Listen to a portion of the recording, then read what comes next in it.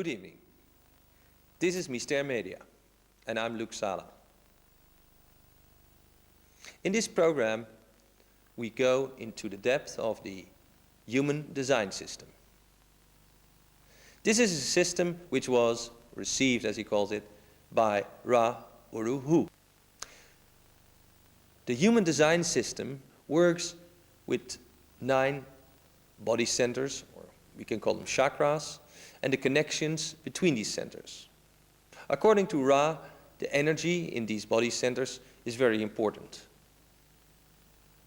He makes a drawing, a graph, which he calls the rave body graph, of the connections between these centers. For each individual, a different chart emerges from the data from birth. So we get a chart that resembles an astrology chart, but in fact works with a totally different system. Not only the astrological data, but the whole system of the body is involved. Ra calls this the human design system. We interview Ra Uru Hu after one of his workshops in Amsterdam. What is the human design system?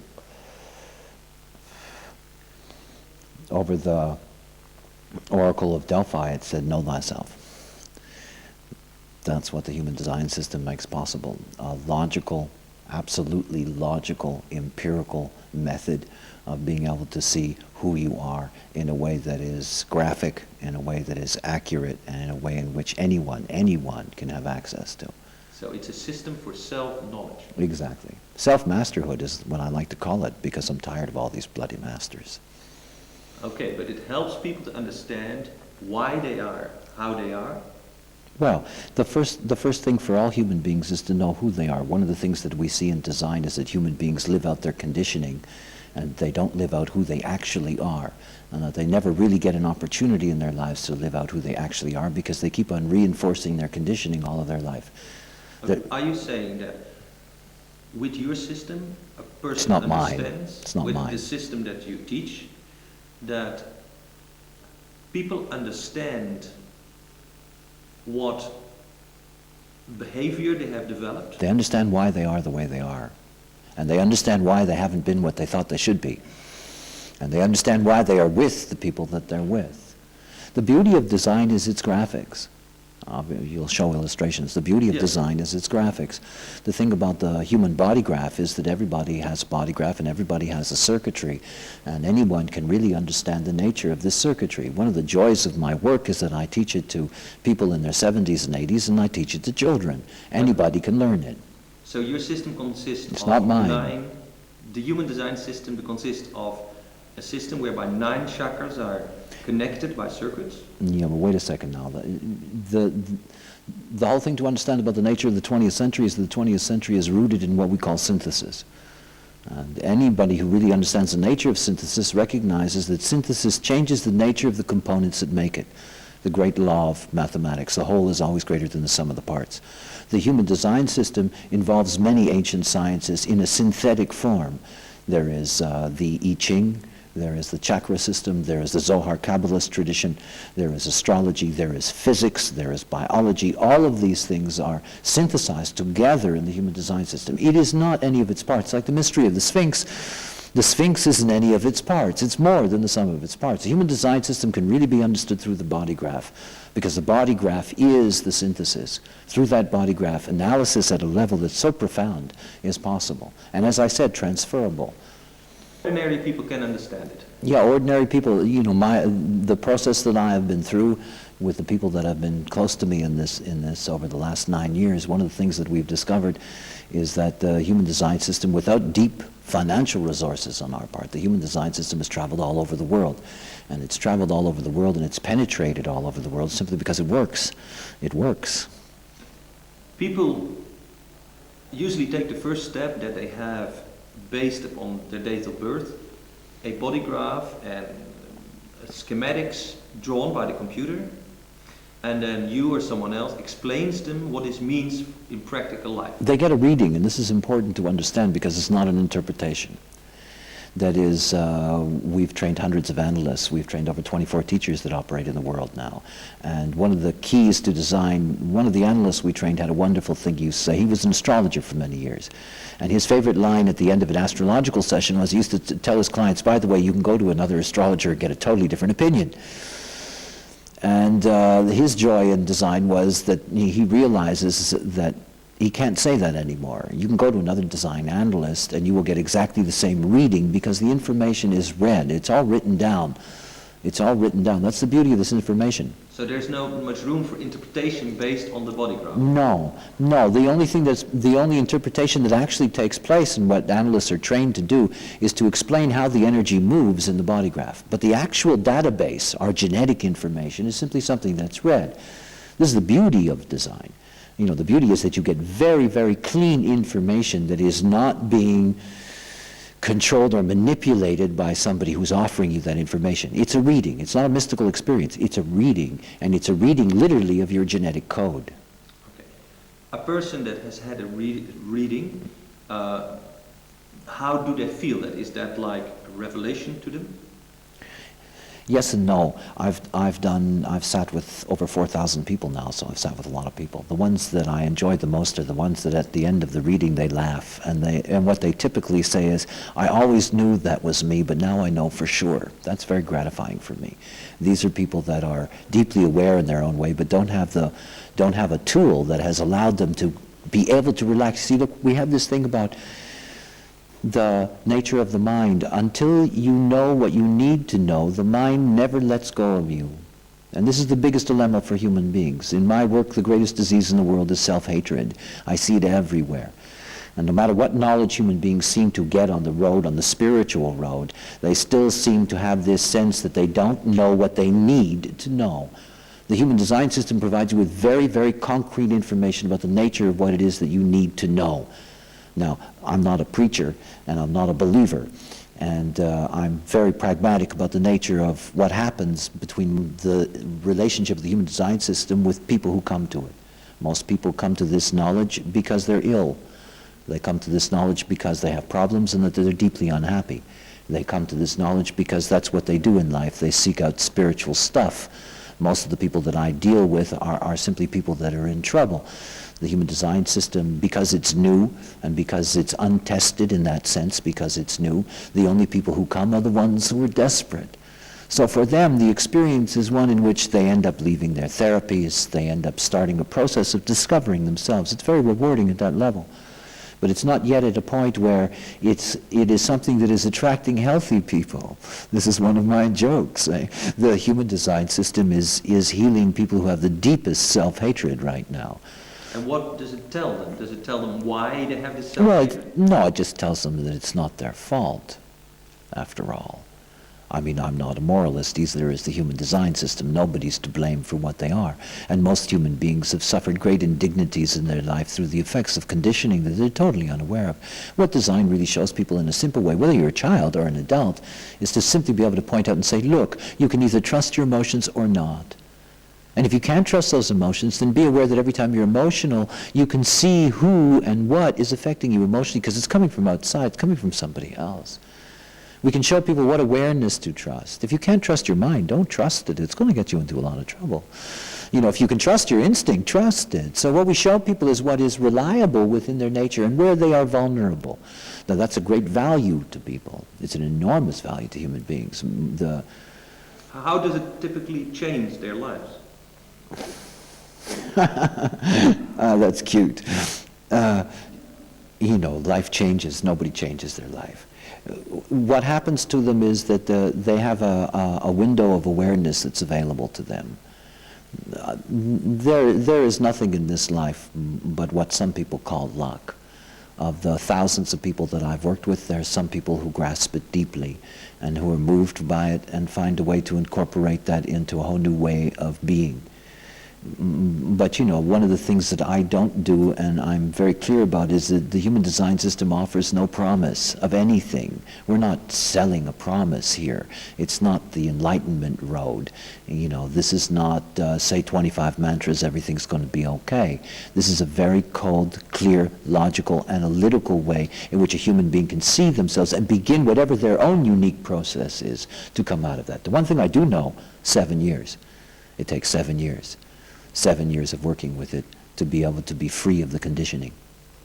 One of the major things that I learned from it was that how I am affected by other people, other relationships with people. Sure, it's one of the most important aspects. You see, I'm an Aries with double rat. I'm here to plant seeds. I will never see in my lifetime even the beginning of this tree or any of its fruit. It's a long ways away. This is new knowledge, and it's a profound revelation that came into the world that really is for real. What it does for human beings is for real. But it's going to take a very, very long time for that to flower. You see, everything that I represent goes against the standards that are accepted in our society, that there is such a thing as free will, that there is moral redemption, that there are all these things that simply have nothing to do with what I know is the reality of our Maya, if I can put those two juxtaposed together. With Maya, you mean the illusion we live in? Yes, the illusion we live in, which is very beautiful. It's warm, it's nice, we all like it, but nonetheless, it's an illusion. And the assumption that we are in control of our lives, this is one of the most painful aspects of the illusion. I deal with nothing but expectation in this life. Human beings are just into it. You often say, no choice. Yes, I wear it on my chest inside here. It is your shirt, your t-shirt, Yeah. No choice. No choice. How does that relate to what you said? There is no free will. Okay, let me put it in a way that perhaps is easier to understand. If you're all alone, if you're totally all alone, I mean truly all alone, the only thing that you can know, what Nisargadatta knew, is that you can know I am. That's truly all you can know if you're alone. You can know I am. And if you're all alone and suddenly there's light around you and you can see the shapes of things, there's a possibility of being able to say, I know I am here now. That's all very possible. There's no Maya in any of that. This is the spontaneous existential reality. I am here now. But the moment that you meet another, in that moment something enters in, and it's called the Maya. Because you see, we're here to explain things to each other. This is one of our jokes. And in order to explain things to each other, we need to have words. And the moment we have words, we have reasons. So I say, I am here now, and you say why, and I say because. And I say because of this and because of that. Now that's the Maya. And that's when you say mutual projections and games happen. They just happen. Everything happens. Life happens. And your, or the human design system then helps you to dissect the Maya, the illusion, the games. That's what it's for. Exchanges from what might be the underlying reality. It is the mechanics of the Maya. This year, I was lucky enough to have a couple of books come through me, and one of them is called Rave Anatomy, The Mechanics of the Maya, and it's simply a mapping of the Maya. The body graph, the human design body graph, the Rave body graph is an international symbol that one day will act as a language. I have students from all over the world, and we can all stand together and look at a body graph on a wall, and we can all speak that language without ever having to say a word to each other. We all have a common language to work with. That's the future. You see, human beings are going to ultimately have to find the best way to organize each other and come together. In the work that I do with corporations, one of the most fantastic things is you can really see how you can maximize potential at any level simply by bringing the right people together. This is one of the most valuable tools of design, is to really see the nature of human compatibility, and at a level that's very profound. You mean you could help make teams work better? Oh, much better. Or you could, people that function... One day the planet will function better that way. Hopefully. Not hopefully, it will. People that function in a specific way, you could analyze what their shortcomings are. Let me give you an example. Let's say that you have 3 people that are working in an office space in a corporation. They have exactly the same job. They get exactly the same salary. There is no functional difference between them. Okay. And one of them has a defined channel. What I mean by defined is within their circuitry something that's always operating. And that channel happens to be the channel of leadership, the design of an alpha. So by their very nature, they need to exert their influence. It's not their fault. It's not like there's something wrong with them. It's not like they want to be the boss or they have to be the boss. They just happen to be the boss. So here are these three people in this office working together, doing the same job for the same money, but one of them is always pushing around the others. One of them is always trying to be the leader. One of them is always trying to be the boss. Now that's going to generate problems. Now, by looking at that situation, we can see that that person belongs in a position where they can exert that energy naturally, in which the response to that energy is correct. In other words, they need to be in a position of authority, not to be in the same place with people doing the same job where they end up being the enemy. It's a simple thing. But in this way, you can organize organization so that everybody really gets along with the people that they're working with. It's one of the keys.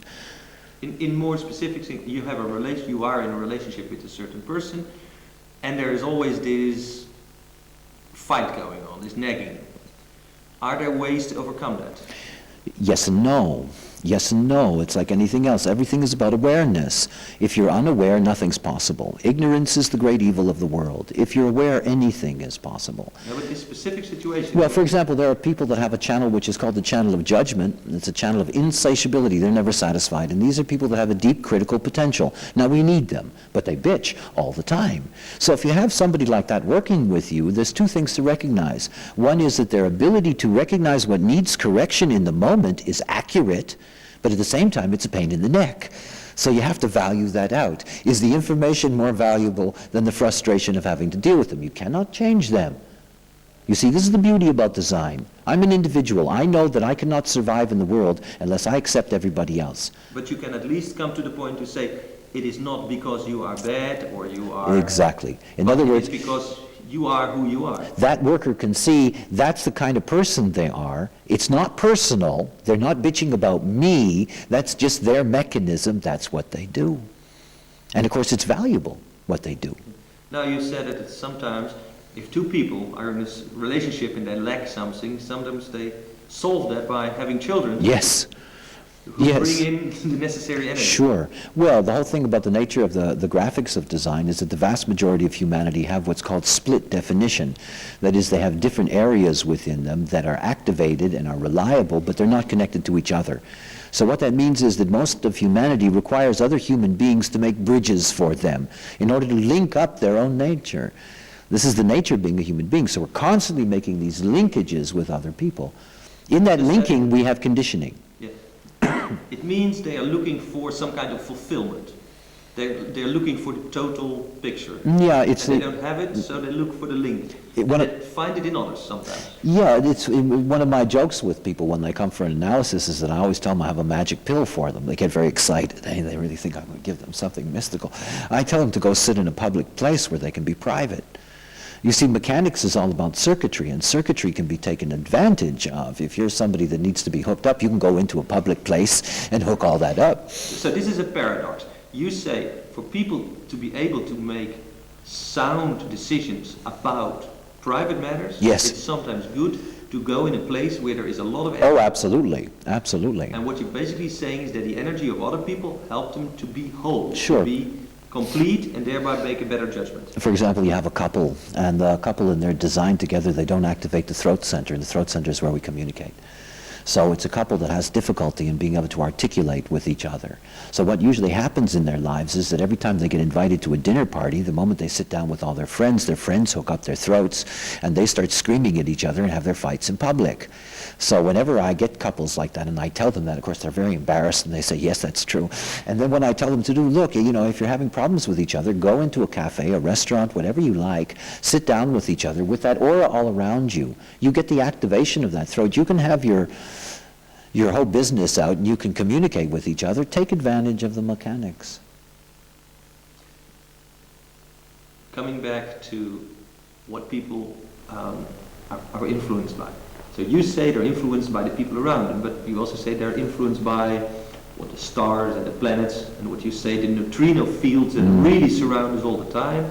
Well, the most important aspect of the human design system is that it's rooted in physics, and good physics, and it was way ahead of its time. When the voice, in my experience, told me about neutrinos bearing mass, there was no such thing as that time. There was mild speculation about such things, but there was no proof of that. It still has yet to dawn on the world community what that significantly means. I know of scientists in the United States particularly who are already theorizing about the nature of the neutrino stream and that it may be in fact the consciousness stream everybody's sort of looking for. I've been telling people that for 9 years. The nature of the neutrino field, the fact that we're being penetrated by all of this material, that it is material. Obviously we're all in a program. In order to take you through design, I have to take you through some basic information first. The first thing is the physics. According to the biologists, the physicists, sometimes about 12 billion to 15 billion years ago, an event took place that they call the Big Bang. And at the moment that this event took place, two families of objects were created, a yin family and a yang family. And this yin family is made up of what the physicists call quarks. And they came together in two groups of two, and they formed the nucleus of what we call an atom. And on the other side, the energy side, was this family called the leptons.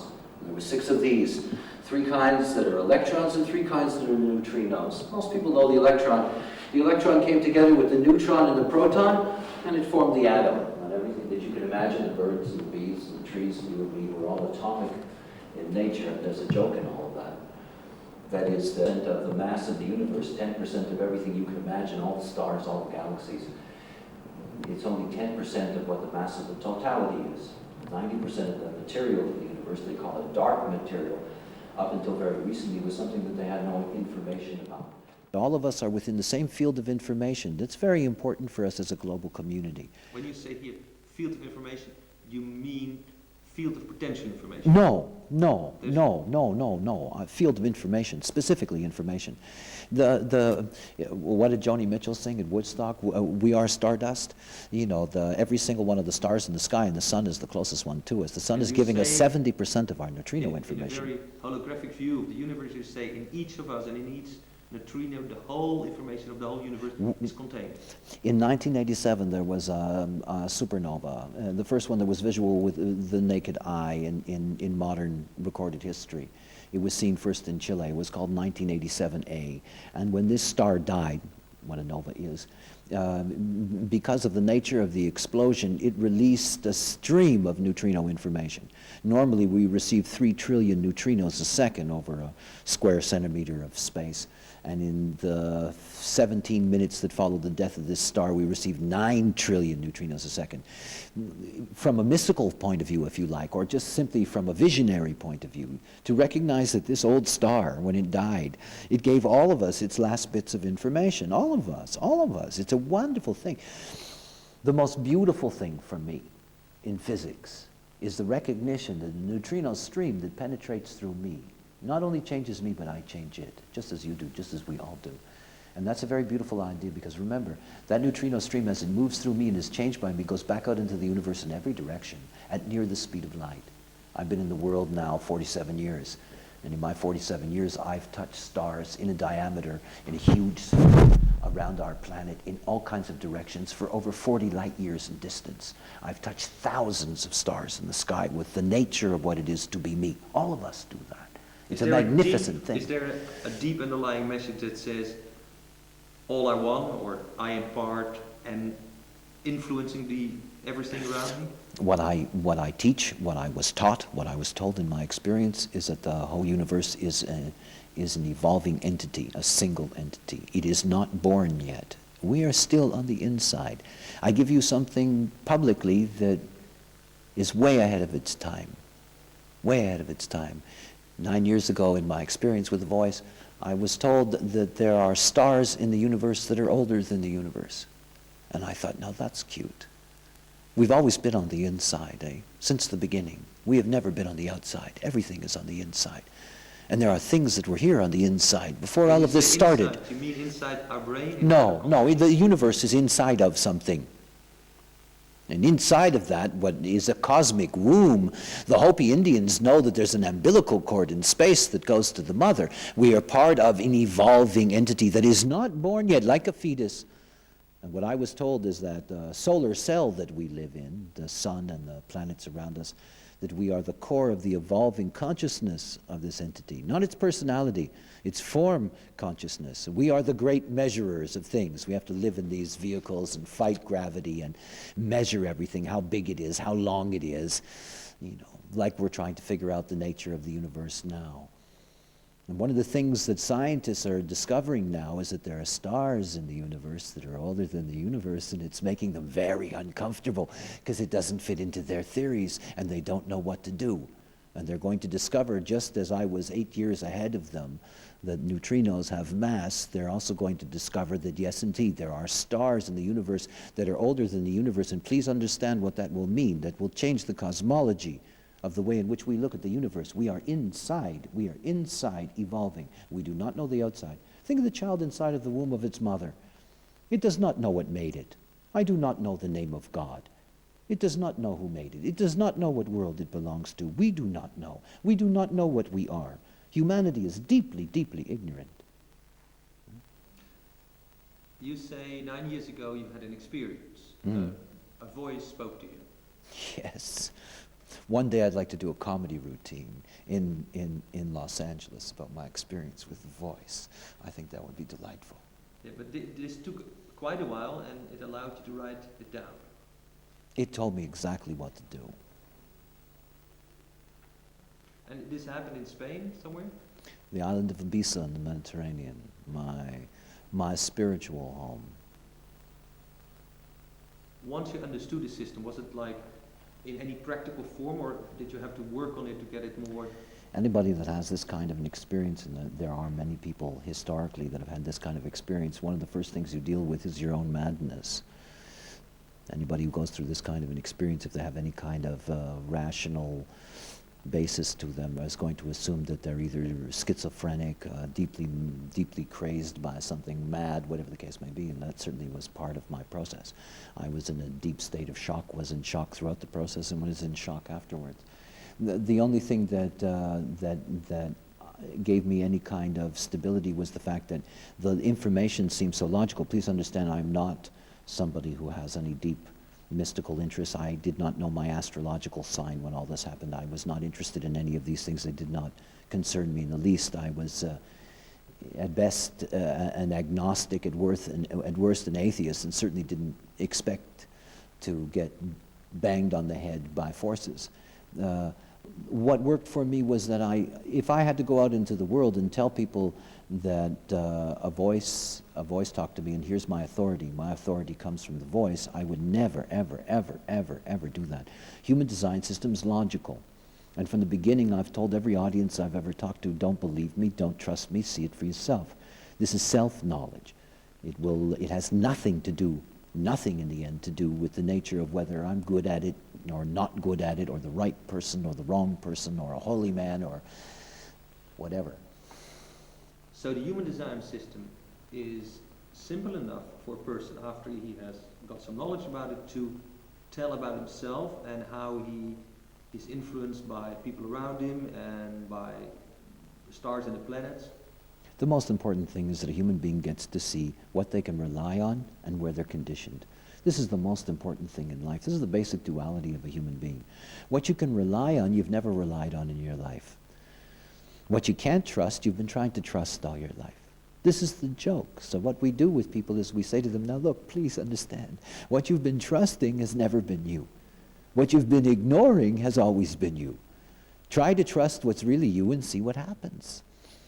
And you give them new clothes and they're no clothes. Yeah.